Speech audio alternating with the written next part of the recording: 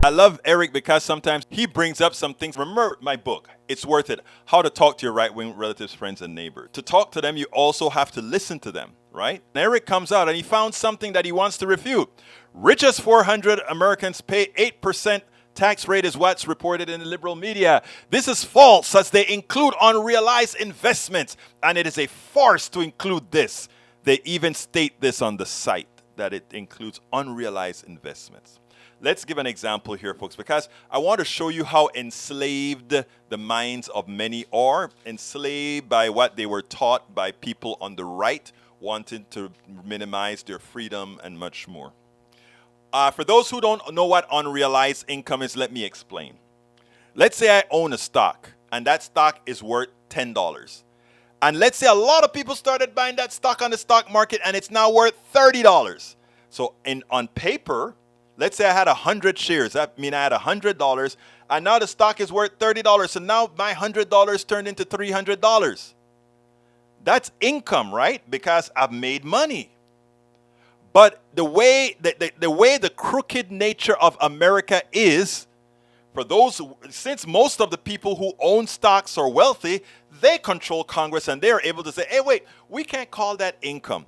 That is unrealized income because it's just on paper. For it to be real, we will have to trade that stock and get cash for it, and then you can tax us. But what rich people do is they never have to trade the stock. What they do is they go ahead and they keep that stock appreciating as much as possible. And because they have an asset value equal to what that stock has appreciated to, they take out a loan with a bank that is then backed by that stock. So now I want to spend that $200 that I made. I don't go ahead and sell the stock and sell it. I go ahead and take out a loan. And there are two ways I do it. I either take out a loan backed by that stock that I never really intend to pay back, but I'll give the stock to the bank when I die or something. Or I take out an insurance policy by transferring ownership. There's a lot of these magical ways that the rich people do not to pay taxes on this thing, right? So this article comes out and it says, oh, well, unrealized income. How can you say they're only paying 8% taxes because you are also counting the income that they made on their appreciated stocks?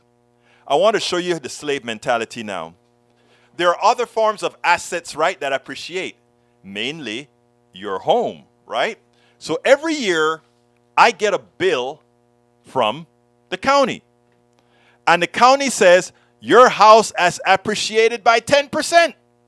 So therefore, your tax bill goes up by 10%.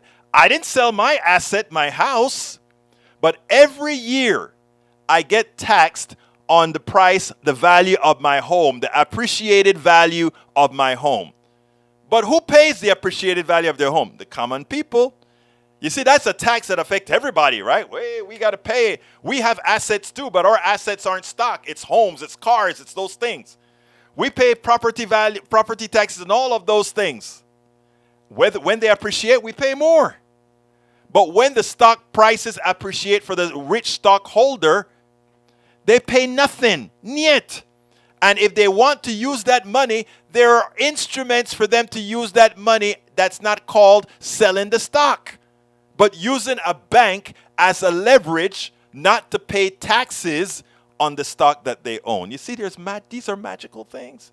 The problem is most Americans don't know these things. And when they don't know these things, they allow these rich people to have poor people fighting their battles to say, why tax if it's not unrealized? People, we got to stop being stupid.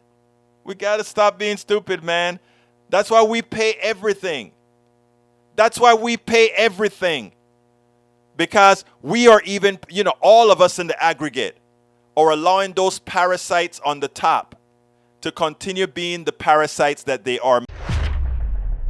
We spend a lot of time deconstructing the news, trying to parse it into a form that everybody can understand. We try to find those little nitpicks where it flies above the fray, etc.